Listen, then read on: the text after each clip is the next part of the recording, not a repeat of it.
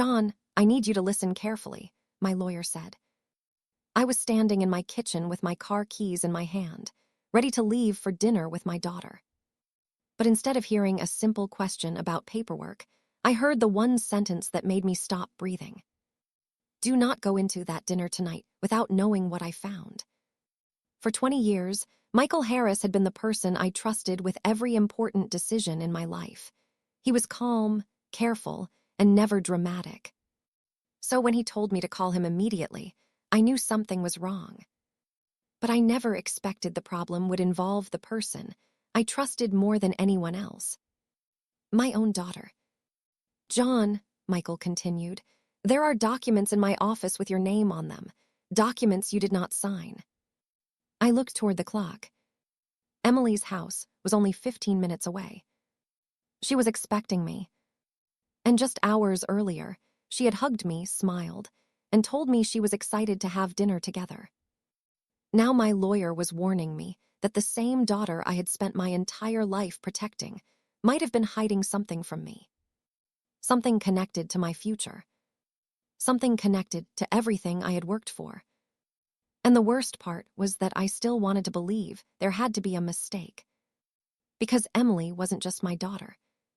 She was the person I raised alone after losing her mother.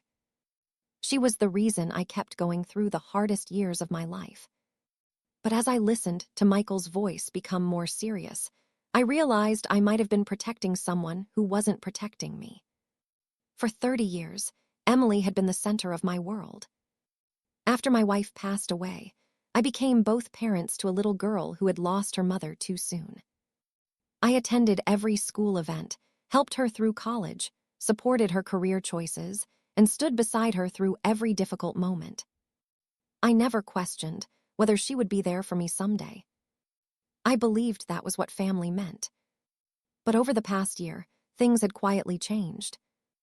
Emily started offering to help me organize my finances.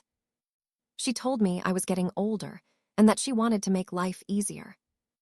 "You shouldn't have to worry about all this paperwork anymore, Dad," she would say.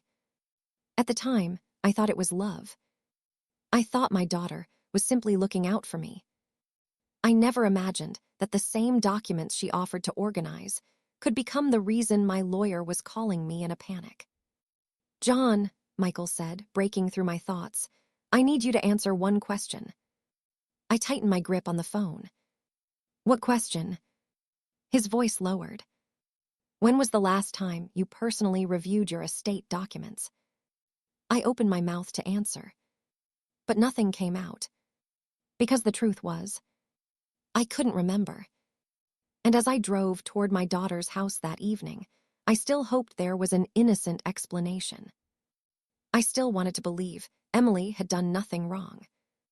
But when I arrived, I saw something through the dining room window that made me stop. On the table inside her house was a folder. A folder with my name written across the front. And before that night ended, I would discover exactly what my daughter had been trying to hide from me. I walked into Emily's house that evening, trying to convince myself that everything was normal. The moment she opened the door, she smiled and hugged me. "Dad, you made it." Her voice sounded exactly the same as always. Warm. Familiar. The voice of the daughter I had spent decades protecting. For a few seconds, I almost forgot Michael's warning. Almost. But then I noticed something. On the dining table, where I had seen the folder through the window, there was now nothing. No papers. No documents. No folder with my name on it. Emily noticed where I was looking. "Something wrong?" she asked. I forced a smile. "No, just tired." But I wasn't tired. I was watching. And for the first time in years, I was paying attention to things I had previously ignored. During dinner, Daniel sat beside Emily, making casual conversation and acting completely relaxed. When I mentioned Michael's call, Daniel immediately laughed. "Your lawyer probably just found some tiny issue and made it sound bigger than it is." I looked at him. "You seem very certain." Daniel shrugged. "Lawyers are always cautious." But Michael had never been the kind of person to create unnecessary fear. That bothered me. After dinner, I turned toward Emily. Your mother would have been proud of the woman you became. She smiled. Thank you, Dad. Then I asked the question I had been avoiding. Emily, what documents have you been helping me organize? Her smile faded slightly. Only for a moment. But I saw it. I told you, Dad, just regular things. Bills, accounts, important information. Did you review my estate documents? The room became quiet. Daniel looked away. Emily sighed. Why are you asking me this? Because my lawyer found paperwork connected to me that I never signed. Her expression changed. Not anger. Not surprise. Something closer to fear. I was only trying to help you. Those words should have comforted me. Instead, they made me uneasy. Help me with what? Emily looked down. I'm the one checking on you. I'm the one making sure you're okay. Why are you suddenly treating me like I'm doing something wrong? The accusation landed harder than I expected. Because she was right about one thing. She had helped me. She had called me. She had visited me. And for a moment, I wondered if I was being unfair to my own daughter. Maybe Michael had misunderstood. Maybe I was looking for betrayal where there was only concern. But later that night, while Emily stepped into the kitchen, I noticed something sitting near the edge of the table. A printed email. I didn't want to invade her privacy. But then I saw a phrase that made me stop. Authorization of representative access. My heart started beating faster. That wasn't a normal family document. That was permission for someone else to act on my behalf. I quickly took a picture with my phone before Emily returned. When I got home, I sent it directly to Michael. I barely had time to put my phone down before it rang. John, he said. His voice was different, more serious than before. What did you find? I asked. There was a pause. Then Michael answered. Your daughter didn't just help organize your documents. I sat down. What are you saying? His next words changed everything. John, she changed who had control over them. The next morning, I drove to Emily's house before she had a chance to prepare another explanation. I wasn't looking for an argument. I wanted the truth. When she opened the door and saw my face, she immediately knew something was wrong. Dad. I held up my phone. Emily, I need you to explain this. Her eyes moved to the picture of the document I had sent to Michael. For a moment, she said nothing. Then she stepped aside. Come in. I walked into the living room and placed the phone on the table. Why was this created? Emily crossed her arms. I told you I was helping you. Helping me by giving someone else authority over my affairs. Her expression hardened. You're making this sound worse than it is. Before I could respond, Daniel walked into the room. What's going on? Emily looked at him. Dad thinks I did something wrong. Daniel's face immediately changed. Instead of asking what happened, he looked at me. John, with all respect, someone has to be realistic. I stared at him. What does that mean? He sighed. It means you're not getting younger. Someone needs to be prepared to handle things. The words stayed in the air. Prepared to handle things. Not help. Not support. Handle. As if my choices had already become someone else's responsibility. I never asked anyone to take control of my life, I said. Daniel shook his head. You're misunderstanding the situation. But I was. For the first time, I saw that Emily and Daniel had been discussing my future without me. Later that week, I attended a family gathering that Emily had organized.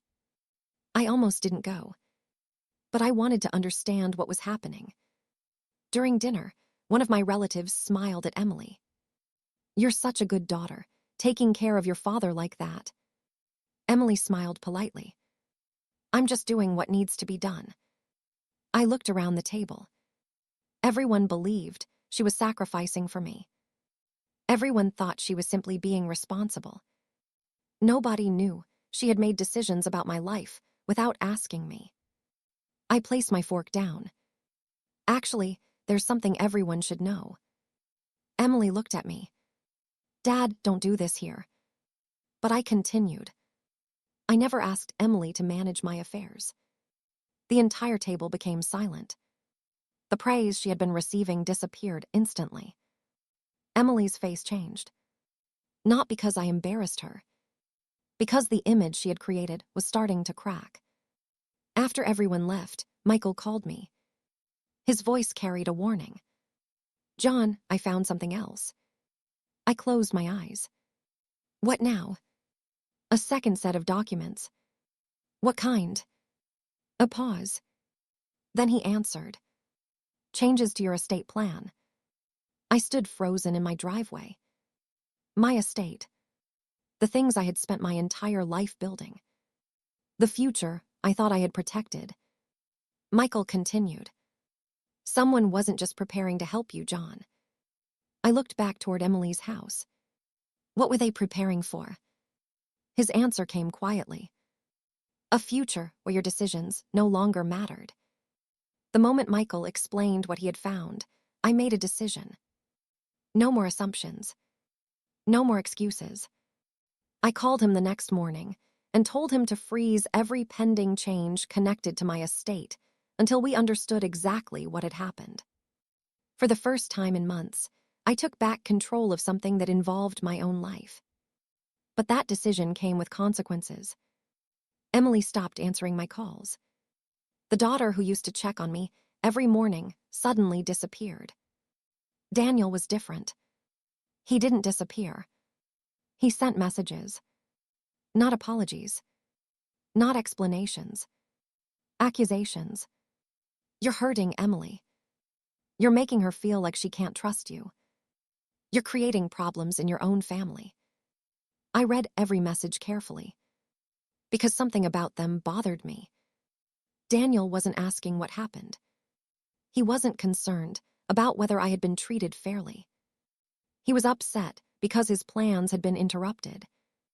Meanwhile, Michael began tracing where the documents came from.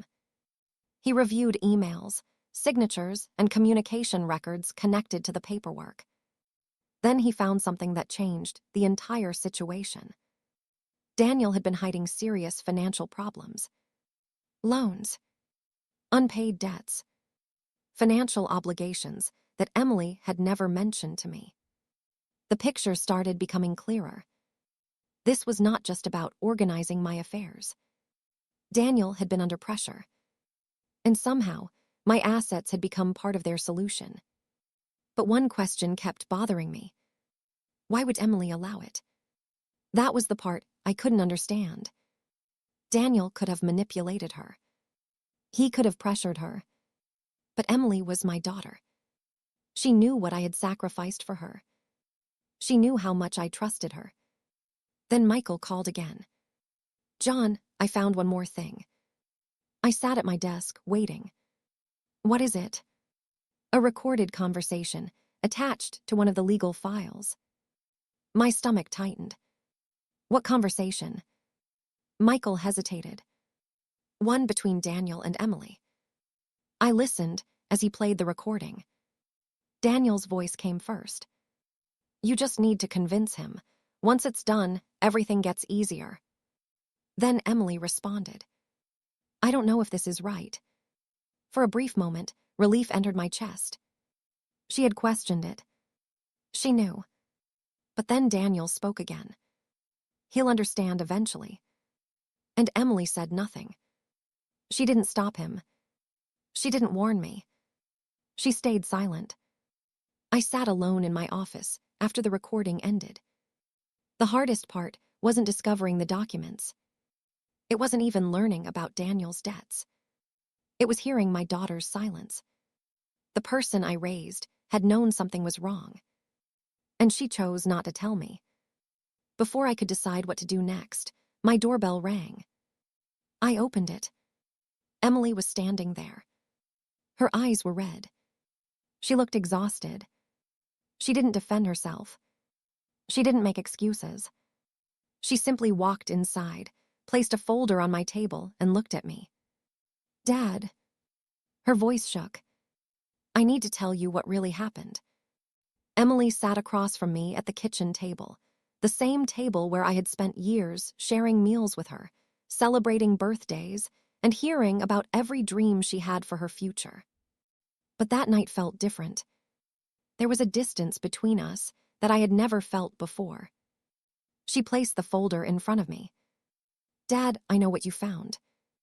I looked at her. "Then tell me why." For several seconds, Emily couldn't answer. She looked down at her hands. Then she finally spoke. "Daniel was in trouble." Her voice was quiet. "He had debts he never told me about.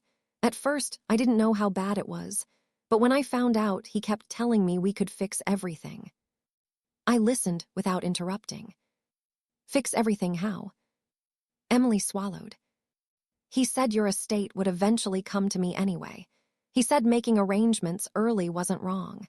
He said we were just planning for the future." The words hurt. Not because they surprised me. Because they confirmed what I had been afraid to believe. "You knew I never agreed to this." Emily nodded. "I know." Her eyes filled with tears. "And that's the part I can't forgive myself for." I looked away. Because the hardest thing to accept was that Emily wasn't a stranger who had betrayed me. She was the little girl I raised. The daughter who used to hold my hand when she was scared. The person I thought would protect me when I became vulnerable. "Why didn't you tell me?" I asked. Emily wiped her face. "Because I was afraid." "Afraid of what?" "Losing everything." She paused. "Losing Daniel. Losing the life I thought I had built. Losing the future I imagined." Then she looked at me. "And I made the worst decision possible." She finally admitted what she had avoided for months. She allowed fear and pressure to become more important than honesty. With Michael's help, I immediately began correcting everything. The unauthorized changes were reversed. New legal protections were put in place. No one would ever again have the ability to make decisions about my future without my knowledge. Daniel's situation eventually came to light. The evidence showed that he had pushed Emily toward the changes because he believed my assets could solve his financial problems. When the truth became public, the people who once praised him began seeing him differently. The trust he had built with Emily disappeared. Their relationship could not survive what he had done. But my relationship with Emily was more complicated. I didn't erase her from my life. She was still my daughter. But I also stopped pretending that love meant ignoring warning signs. Forgiveness did not mean forgetting. It meant allowing someone the chance to change while protecting yourself from being hurt again. Months passed. Emily began proving herself through actions instead of promises. She apologized without excuses. She respected the boundaries I created. She understood that rebuilding trust would take time. And slowly, our relationship began to heal. Not because we pretended nothing happened. Because we finally faced what happened. I changed too. I stopped assuming that the people closest to me would always make the right choices. I created clear plans. I protected my future.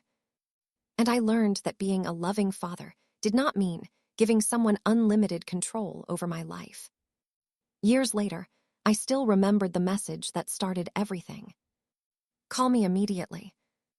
At the time, I thought it was the message that would destroy my family. Instead, it was the warning that saved me. It showed me that even the people we love can make painful mistakes, but truth gives us the chance to rebuild stronger. And from that day forward, I never confused unconditional love with unconditional trust again.